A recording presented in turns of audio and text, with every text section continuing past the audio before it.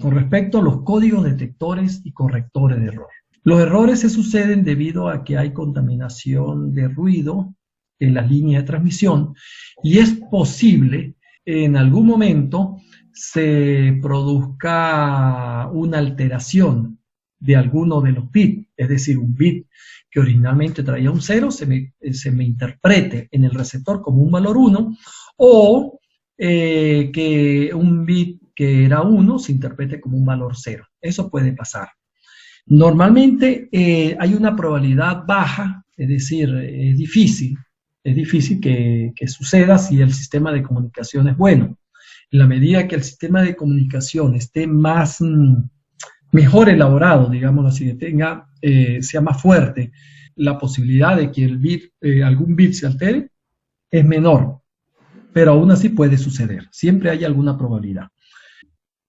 La probabilidad de que se suceda en 2 bits al mismo tiempo es más difícil porque las probabilidades se van incrementando por un múltiplo de potencias. Entonces, la probabilidad de que se sucedan 2 errores es muchísimo menor. Aún así pudiera llegar a pasar, pero es muchísimo menor. Recuerde, muchachos, que si todas las combinaciones posibles para la comunicación de datos se está utilizando, en otras palabras, la distancia mínima es igual a 1, no se puede detectar un error, mucho menos corregirlo. Porque si todas las combinaciones se están utilizando, cualquier combinación que llegue al receptor puede ser posible, puede ser verdad. Entonces el receptor no puede identificar si hubo o no hubo un error. Normalmente para detectar un error es necesario que la distancia mínima sea igual a 2 como mínimo, solamente para detectar un error. ¿Y qué quiere decir que tenga una distancia mínima de 2? Que haya por lo menos 2 posibles combinaciones por cada combinación numérica verdadera. Lo que se hace normalmente es que se agrega un dígito extra. Al agregar un dígito extra, pues multiplicamos por 2 las posibilidades de combinaciones. En ese dígito extra normalmente se le asigna algún tipo de carácter, por ejemplo, bit de paridad par o bit de paridad impar. Si tenemos 2 posibles combinaciones, una combinación es verdadera y otra combinación es falsa. Si lo que llega es una combinación no aceptada, es decir, una combinación falsa, el sistema se da cuenta de que hay un error y puede pedir al transmisor que se haga un nuevo envío de la información, o por lo menos de aviso. Mira, aquí hay un error, hay un problema en la información y por consiguiente se debe corregir. ¿Cómo se da cuenta? Por ejemplo, si estamos transmitiendo con paridad par, por ejemplo, y en un momento dado nos llega 4 dígitos en 0 y un dígito en 1, quiere decir que ahí habría una paridad impar. Entonces el sistema dice, no puede ser impar, tiene que haber un número par de unos. Y de inmediato el sistema se da cuenta que hay un error.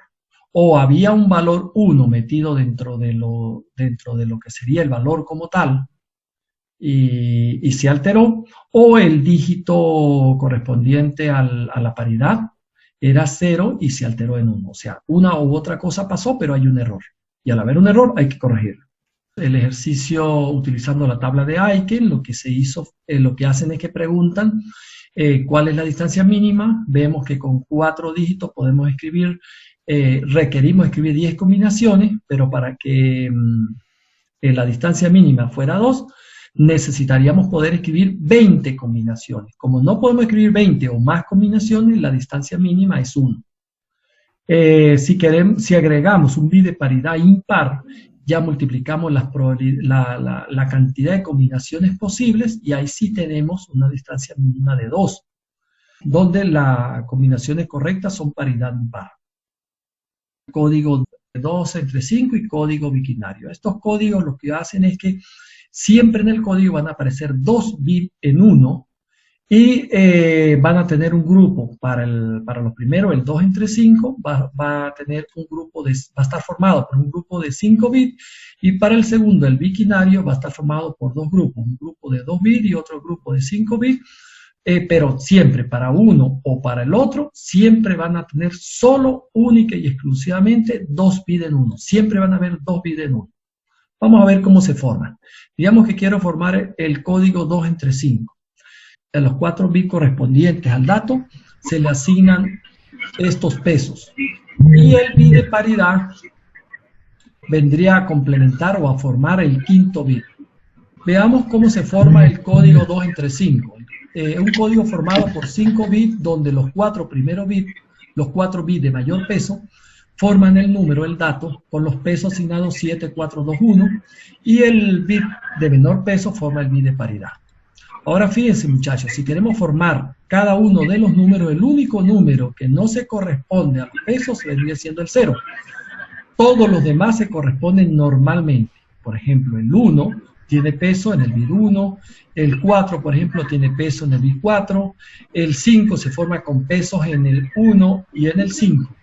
Ahora fíjense que hasta este momento algunos tienen 2 bits y otros un solo bit en 1.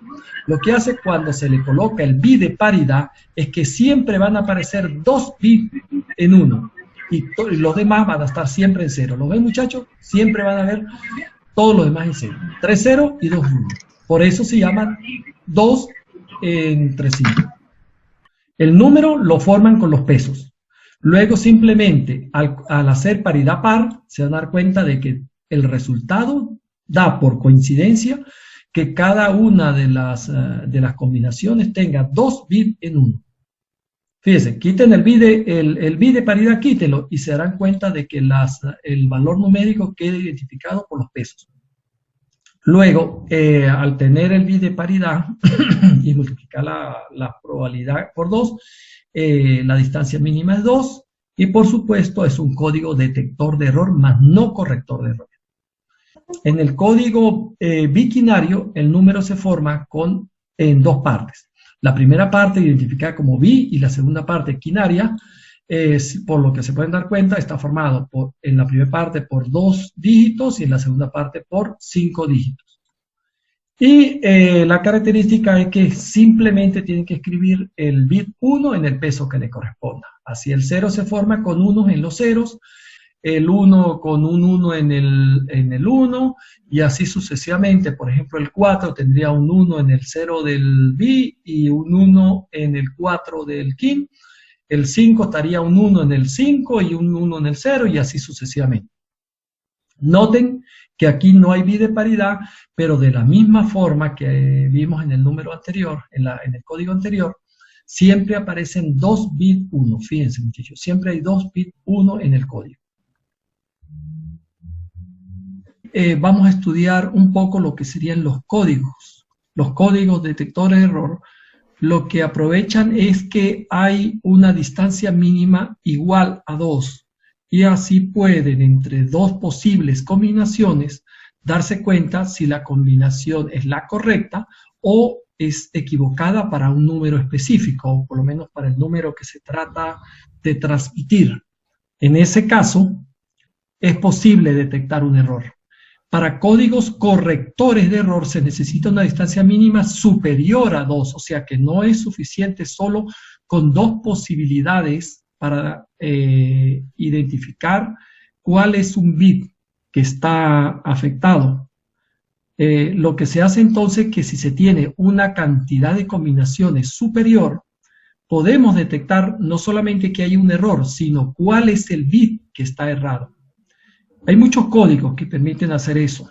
Códigos como el de Hamming, bidimensionales, redundancia cíclica, etc.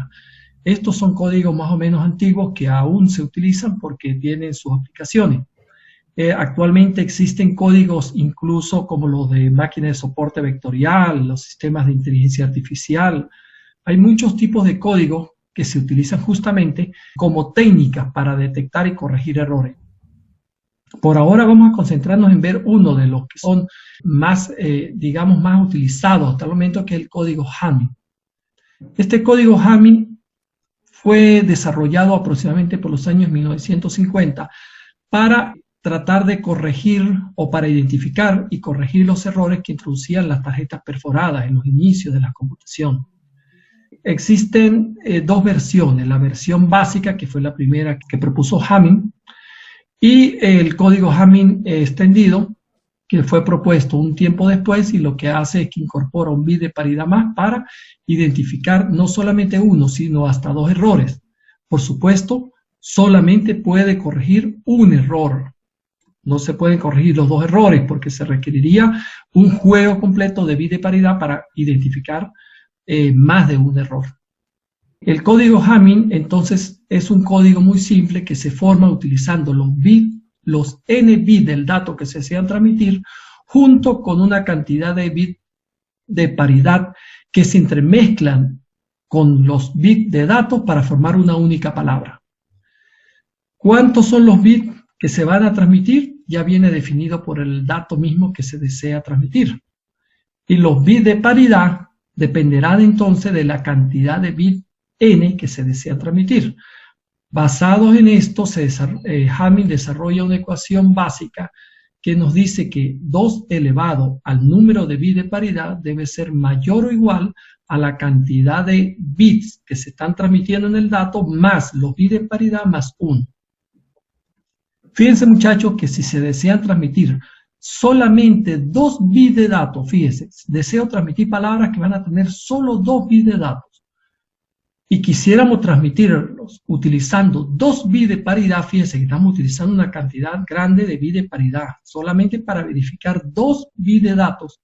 Aún así, no funcionaría bien, porque fíjense, 2 elevado a la 2 nos da 4, y 2 más 2, 4 más 1, 5. Quiere decir que no se cumple esta ecuación. Lo que nos dice eso es que la posibilidad de combinaciones posibles con los bits de paridad, o sea, 2 elevado a la p, no es suficiente para verificar las posibles combinaciones que se formarían con el dato más los bits de paridad, porque fíjense que los bits de paridad también intervienen en las combinaciones posibles que se forman en la palabra. Se trata de formar una palabra completa, ¿ve? No pueden ver por separado el dato. El dato se mezcla con los bits de paridad para formar una única palabra. Veamos con un ejemplo cómo utilizaríamos la técnica de Hamming para detectar y corregir algún tipo de error en un dato transmitido. En este caso deseamos transmitir un dato de 4 bits básico. El dato propuesto es el 1010. Se desea transmitir ese dato. ¿Qué haríamos? Primero identificamos cuántos bits de paridad se requieren. Sabemos que el número de bits a transmitir son 4. Por consiguiente, al aplicar la ecuación, tenemos que, si elevamos 2 a la 3, obtendríamos el valor 8. Y tomando 3, entonces, el otro lado de la expresión, pues nos daría 8. Este es uno de los mejores casos, porque en este caso se produce lo que es la igualdad. En otras palabras, el número de combinaciones posibles que logramos con 3 bits de paridad nos permiten revisar exactamente todas las combinaciones posibles con los 4 bits de datos más los 3 bits de paridad. Es decir, 8 igual a 8 y no hay desperdicio. Esto sería la forma más eficiente para comunicar. Pero igual, por ejemplo, en el caso anterior, en el caso de 2 bits, si tuviésemos solo 2 bits, necesariamente tendríamos que utilizar 2 elevado a la 3. Ya vimos que con 2 elevado a la 2 no funciona. Y el resultado sería 8 igual a 6. Perfecto. Tendríamos 6 posibles combinaciones a revisar del lado derecho y tendríamos 8 combinaciones disponibles para verificación con los bits de paridad. Ok, hay un desperdicio de 2, pero si no se puede de otra manera tendrían que hacerlo así. O sea, en este caso siempre la prioridad es cumplir el objetivo, es decir, verificar que los bits de paridad pueden identificar el bit que se encuentra equivocado. Bien, ya sabemos que necesitamos 3 bits de paridad y que vamos a transmitir 4 bits de datos. Esto entonces, si dice que hay 3 bits de paridad con 4 bits de datos, pues la palabra se formaría con 7 bits. Así que podemos hacer un bloque o establecer un patrón donde vamos a escribir esos 7 bits. ¿Dónde vamos a ubicar los bits de paridad? Fíjense, si tenemos 3 bits de paridad, podríamos identificar el bit de paridad de menor peso como P0, o en la ubicación de menor peso. Recuerden, todo esto es direccionamiento, no es valor numérico. Tienen que tener en cuenta eso, muchachos, solo direccionamiento. P1 lo identificamos como el bit de paridad que iría en la posición P1, y el P2 lo identificaríamos como el bit de paridad que iría en la posición P2. Entonces, si esos bits de paridad lo identificamos con posiciones, diríamos que P0 le correspondería el 2 elevado a la 0, que sería la posición 1 de esta tabla. Así el P1 quedaría en la posición 2 de la tabla, y el P2 quedaría en la posición 4 de la tabla. Fíjese, 2 elevado a la 2 que nos daría 4. Si tuviésemos que P fuese de 4 bits, muchachos, si son 4 bits, entonces eso querría decir que el próximo bit de paridad, el bit de paridad P3, estaría identificado en la posición 2 elevado a la 3. Y 2 elevado a la 3 es la posición 8. O sea, esta tabla sería más larga y la siguiente posición, es decir, este lugar que estoy señalando en este momento, a este lugar que estoy señalando le correspondería la posición del bit de paridad P3. ¿Entienden? Fíjense, es muy importante. Los bits de paridad se mezclan junto con los datos con los bits del dato que se desea transmitir, pero tienen un orden, tienen una ubicación específica. Y eso se debe a que esa ubicación específica es lo que le va a permitir luego hacer la relación e identificar cuál es el bit que está equivocado. Entonces, fíjense, P0, ubicación 1, P1, ubicación 2, y P2, ubicación 4. Ahora ya ubicamos los bits de paridad. Los bits de paridad van ahí. Estos espacios quedan reservados para ellos. ¿Dónde ubicaríamos entonces el dato? El dato lo ubicamos desde la posición más significativo bit, o sea, desde el MSB.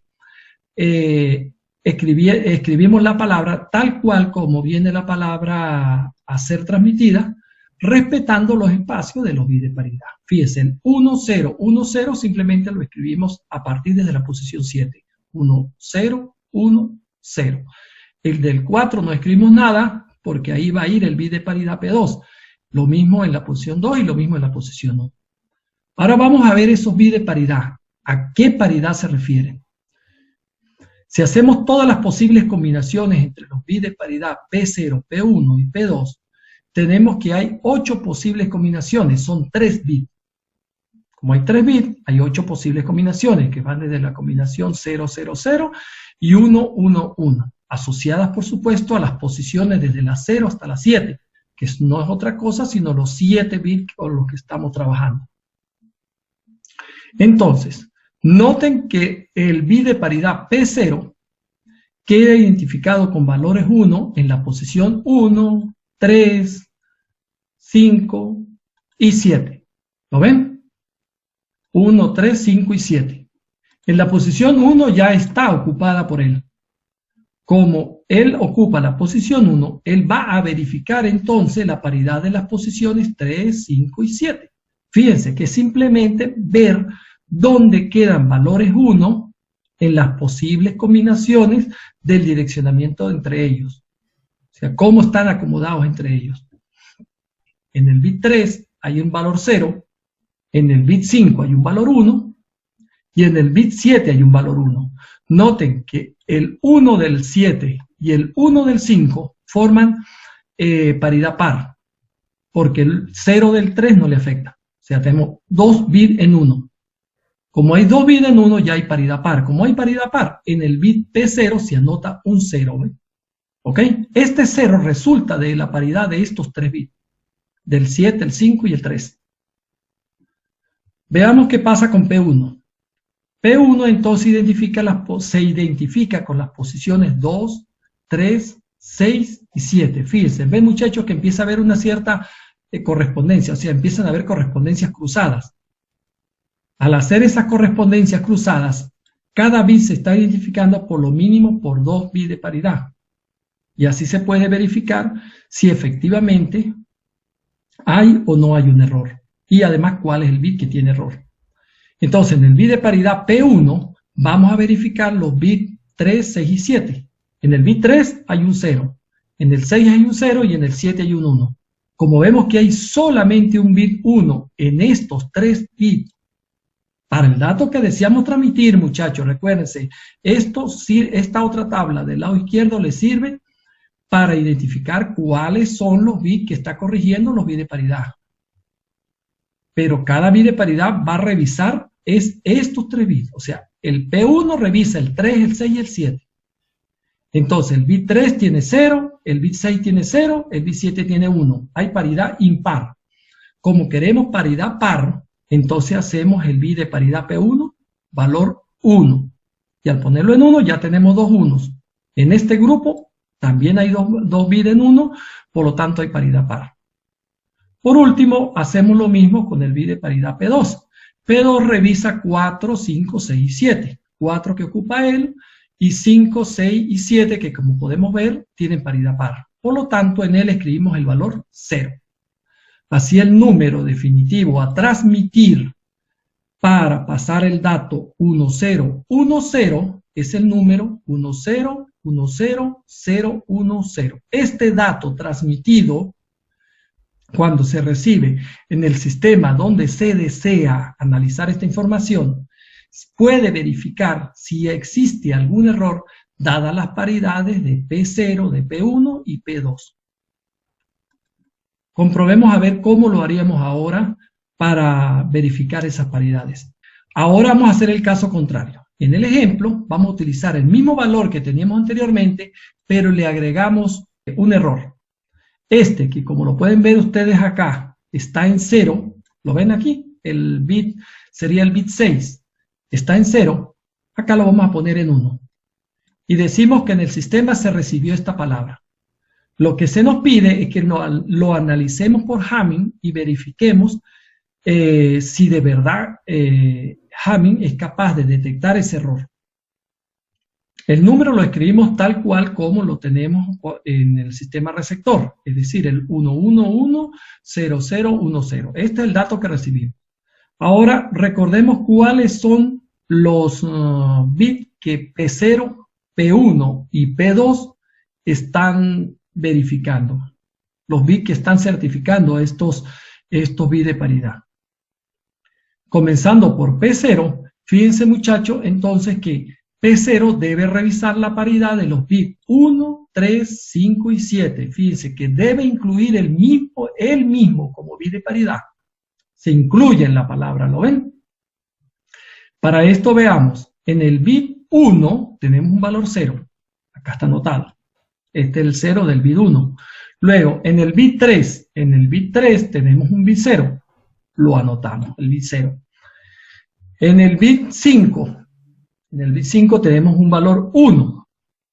Lo anotamos, un valor 1. Y en el bit 7 tenemos un valor 1. Y lo anotamos. Fíjense muchachos que una de las formas de verificar paridad es simplemente colocar una operación aritmética, por ejemplo, una operación de suma. Lo correcto sería colocar una operación de OR exclusiva, porque esa es realmente la operación que se hace cuando se verifica paridad. Pero, como no hemos visto con puertas lógicas, no quiero confundirlos con eso. Me interesa que entiendan que el número de unos y ceros que debe aparecer en cada una de las expresiones debe corresponder a lo que se busca. En este caso, si estamos analizando bit de paridad par, este grupo de ceros y unos debe tener paridad par. Si no tiene paridad par, estaría mal. Por ahora, vemos que hay dos ceros y dos unos. Como hay dos unos, hay paridad par y por lo tanto se dice que está bien. La primera revisión, el P0, pasa. Está bien. Vamos a ver qué pasa con la segunda revisión. Fíjense. Así, P1 revisa las posiciones 2, 3, 6 y 7 de este dato. En esas posiciones vemos, en el bit 2, vemos que hay un 1. ¿Ok? Acá está. En el bit 3, vemos que hay un 0. Acá está. En el bit 6, vemos que hay un 1. Y aquí está. En el bit 7, vemos que hay un 1. Y acá está. ¿Ok? Entonces, noten muchachos que ya en esta revisión, en la revisión que hace P1, encontramos que hay una paridad impar. Y como es una paridad impar, se define de inmediato de que hay algo mal. O sea, ya el sistema acaba de detectar que hay un error. Pero aún no sabe cuál es el bit que está mal. Simplemente sabe que hay un error. Bueno, veamos a ver qué pasa cuando hacemos la revisión del bit de paridad P2. Cuando se revisa P2, vamos a revisar las posiciones 4, que tiene 0. Esta. Vemos que hay en la posición 5, que es 1. vemos que hay en la posición 6, que es 1, y vemos que hay en la posición 7, que es 1. Y también nos damos cuenta de que hay una paridad impar. ¿Lo ven? Hay una paridad impar. Y por consiguiente, el sistema también dice que ahí hay algo mal.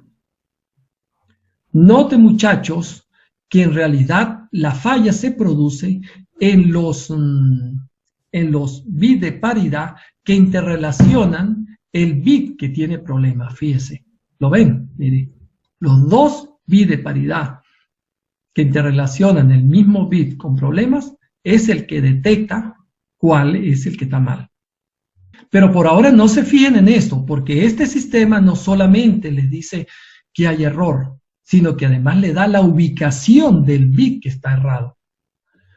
En la mayoría de textos y en la información que van a conseguir por internet, normalmente identifican los procesos de los bits de paridad como un resultado de un bit de corrección, o ellos lo llaman bit de corrección. Bit de corrección no es otra cosa que el resultado que se da al revisar la paridad de cada uno de los bits de paridad. En este caso, si el bit de paridad P0 se identifica con el bit de corrección C0, anotamos un 0 si está bien y anotamos un 1 si está mal, es decir, si hay paridad impar. Lo mismo con P1 y lo mismo con P2, donde C2 vendría siendo el bit de paridad de mayor peso, el C1 intermedio y el C0 el de menor peso, el menos significativo bit. Si lo vemos como bit de mayor peso, o sea, LSB y el otro LSB, podemos formar una palabra. Esa palabra estaría formada entonces por los dígitos C2, C1, C0 y formaría la palabra 1, 1, 0. ¿La ven? 1, 1 y 0. ¿Ok? Estos tres dígitos nos indican el valor 6. Y si vemos en la palabra que recibimos, el valor 6 estaría dado por la posición 1, 2, 3, 4, 5, 6. ¿Lo ven? La posición 6 entonces se corresponde justamente al bit errado. El sistema automáticamente, cuando encuentra esto, hace un complemento de ese bit y presenta la palabra certificada como la palabra real. Es decir, él automáticamente corrige la palabra y entrega el verdadero dato que se debió recibir aplicando el código Hamming. Entonces, noten, muchachos, que el código Hamming no es solamente para verificar que el sistema está ante la presencia de un error, sino que además permite corregir ese error y entregar la palabra correcta que se debió haber recibido. Vamos a hacer una tabla. Bueno, muchachos, el ejercicio 6 lo que nos dice es que hagamos el código Hamming para la base de información BCD 3421, es decir, tenemos un binario codificado decimal 3421. Vamos a trabajar, por supuesto, con un solo bloque numérico, en ese caso sería desde 0 a 9. Y vamos a hacer todas las posibles combinaciones de Hamming para transmitir ese bloque numérico completo. Y si la tenemos para ese bloque numérico, la tendríamos para todos los números que queramos transmitir en BCD 3421, porque recuerden que los números simplemente los vamos a escribir cada dígito de decimal en 4 dígitos de binario. Lo primero entonces sería tener la tabla del código BCD 3421. Sabemos que 3421 se refiere a los pesos con la cual se forma la base numérica en las combinaciones que irían para los números decimales desde el 0 hasta el 9. Primero, verificamos cuánto bit de paridad se requiere. Ya sabemos que para 4 bits, pues lo óptimo serían 3 bits de paridad. Así 2 elevado a la 3 nos da 8 y eso nos da con la igualdad de 4 más 3 más 1, que serían los 8. Recuerde que en código Hamming se establece que la forma de escribirlo es colocando primero entre paréntesis el número de bits que se transmiten completos, sea, bit de paridad más el dato, y en segundo lugar, el número de datos que se están transmitiendo, el número de bits de datos que se están transmitiendo. Así que cuando consigan alguna referencia que le dicen utilizando el código entre paréntesis X y Y, se están refiriendo de inmediato a un código que está siendo revisado por Hamming. En el siguiente paso vamos a colocar en la tabla cómo va a quedar nuestra tabla BCD estructurada. Sabemos entonces que está formada por 7 bits en total, donde 4 de esos bits son los datos. Como ya sabemos que la ubicación de los bits de paridad son el P0 en la posición 1, el P1 en la posición 2 y el P2 en la posición 4, entonces el resto de los bits se corresponden a los datos que se desean transmitir. Y comenzamos anotándolo siempre desde el bit más significativo, es decir, desde la posición 7, respetando, por supuesto, los espacios correspondientes a los bits de paridad. Una vez que tenemos todos los bits anotados, comenzamos a hacer la revisión utilizando la misma ubicación que se definió en la tabla anterior. Es decir, para el bit de paridad P0, vamos a identificar las paridades 1, 3, 5 y 7. ¿Ok? Veamos a ver qué sucede. En el valor 0 no hay problema, todos son 0, así que todos los bits de paridad van a dar 0. Vamos a ver qué pasaría, por ejemplo, con la posición, con el valor 1. Recuerden, estos sí serían ya valores, ¿no? Los valores numéricos que se desean transmitir. Deseamos transmitir el dato 1, codificado binario, codificado decimal. En esta revisión, la posición 1 corresponde a P0 y vamos a ver los valores que hay en 3, 5 y 7. En 3 habría un valor 1, en 5 habría un valor 0 y en 7 habría un valor 0. Como hay paridad impar, ustedes se dan cuenta de inmediato que el valor P0 le corresponde un valor 1 para que haya paridad par. ¿Lo ven? Ahora hay 2 bit 1 en este dato. En estas posiciones, recuerden, en estas posiciones, veamos qué sucede con el bit de paridad P1. Con el bit de paridad P1 vamos a revisar las posiciones 2, 3, 6 y 7. Las posiciones 3 tienen 1, la 6 tiene 0 y la 7 tiene 0. Como de nuevo hay paridad impar, la posición P1 le corresponde también un valor 1. Y ahí de nuevo tenemos en estos 4 bits paridad par. Por último, si revisamos la paridad del bit P2, que sería la 4, 5, 6 y 7, vemos que 5, 6 y 7 están en 0. Como hay paridad par, le corresponde el valor 0. Fíjense que se arma exactamente como lo hicimos en el ejercicio anterior, revisando la paridad de cada uno de estos cuadros. Para los siguientes datos se hace exactamente lo mismo. Si quisiéramos evaluar el valor 6, veamos qué debería haber en el bit de paridad P0. El P0 se identifica con los bits 3, 5 y 7. El bit 3 tiene 0, el bit 5 tiene 1 y el bit 7 tiene 0. Como ven que tiene solo un bit de paridad, entonces el bit P0 le correspondería un bit de paridad 1 y ahí tendríamos paridad par. En el P1 tiene 2, 3, 6 y 7. El 2 que lo ocupa el mismo, el 3 que tiene 0, ¿lo ven?